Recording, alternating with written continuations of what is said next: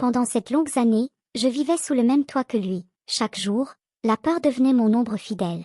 Il me battait, moi, sa femme, me brisant peu à peu. Et pendant tout ce temps, il ne se doutait pas que la maison qu'il croyait être sienne, qu'il pensait tellement posséder était, en réalité, à mon nom.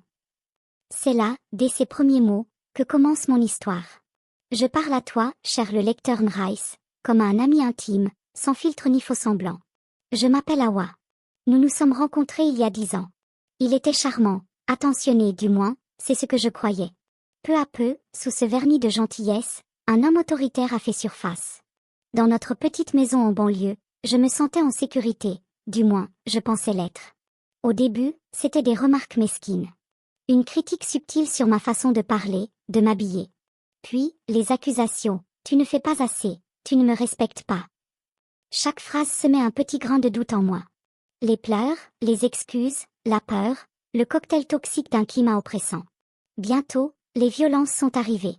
Des tapes sur le bras. Des gifles. Des cris. Je me souviens du son que fait un mur quand il reçoit un coup de poing, de ma poitrine meurtrie en silence. Et surtout de la culpabilité, si j'avais mieux fait, si j'avais préparé le dîner à l'heure, si j'avais su me taire. Il me disait, tu mérites ce que tu subis. Il m'a peu à peu coupé de mes amis. Interdiction de sortir seule, de parler au téléphone. Ma mère, mes sœurs, mes anciennes amies, j'étais seule. Lui se présentait comme l'homme bienveillant qui se battait pour me protéger des mauvaises influences. En même temps, j'avais honte de ce qui se passait chez moi. Qui pourrait comprendre? Pensais-je point cette année se sont écoulées, rythmées par la routine de la peur et de l'apaisement. Le matin, j'espérais qu'il serait calme. Le soir, je priais pour qu'il ne déclenche pas l'orage. Chaque moment paisible était un répit, jamais une sécurité. Je vivais à genoux, en silence. Je me souviens de la douleur dans mes jambes après une gifle. J'avais l'impression que mes os portaient tous mes regrets. Un jour, alors que je cherchais nos papiers fiscaux, mon regard a croisé un document, un titre de propriété. Mon nom. À moi seul. Impossible. Je tremblais. Je dévorais les lignes. La maison était à moi. Celle que nous habitions ensemble le jour et qui le voyait se transformer en mon agresseur la nuit, elle m'appartenait. Il croyait tenir chaque clou, chaque clé. Il croyait dominer.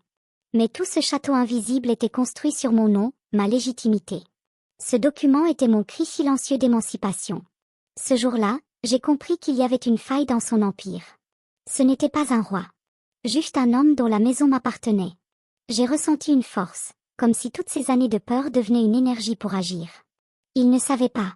Et ce savoir était ma puissance. Je ne l'ai pas confronté violemment. Je lui ai dit calmement que je voulais parler. Il était étrangement sur la défensive. Je lui ai montré les documents. Ses yeux se sont dilatés. J'ai vu la panique, la colère, la honte s'emmêler sur son visage. Pour la première fois, je ne tremblais pas. Je me tenais droite. Il a gueulé. Il a dit que j'étais folle. Qu'on ne pouvait pas se séparer, que la maison nous appartenait à tous les deux. J'ai répondu, non. Cette maison m'appartient. Je paierai ta part, ton départ. Il ne savait plus comment réagir. J'ignorais sa tête, mais je sentais qu'il perdait pied. Dans la pièce, l'air semblait refroidir. Quelques jours plus tard, il avait quitté la maison. Je l'ai aidé à partir, en silence. Ma décision avait fait l'effet d'un tremblement de terre. Rien n'allait plus jamais être comme avant. J'ai commencé à reprendre ma vie en main. J'ai repris contact avec ma famille. J'ai raconté, j'ai pleuré, j'ai souri. J'ai refait les pièces. Mis des rideaux. Replanté des fleurs. J'ai redonné à cette maison l'énergie d'un foyer apaisé, libre de la peur. Chaque objet retrouvé, chaque mur repeint, me rendait un peu de moi. Les voisins me regardent aujourd'hui et voient une femme forte, calme. Une femme qui tient la maison avec fierté. Une femme qui travaille, qui rit, qui respire. Cette maison est ma victoire. Je l'ai sauvée des griffes de l'abus. Aujourd'hui, elle est mon royaume, ouvert à la bienveillance. À toi, qui lis ces lignes, si tout ce que tu possèdes semble t'avoir échappé, garde bien autour de toi. Il suffit parfois d'un document, d'un petit détail, pour briser l'illusion. Et retrouver ton pouvoir.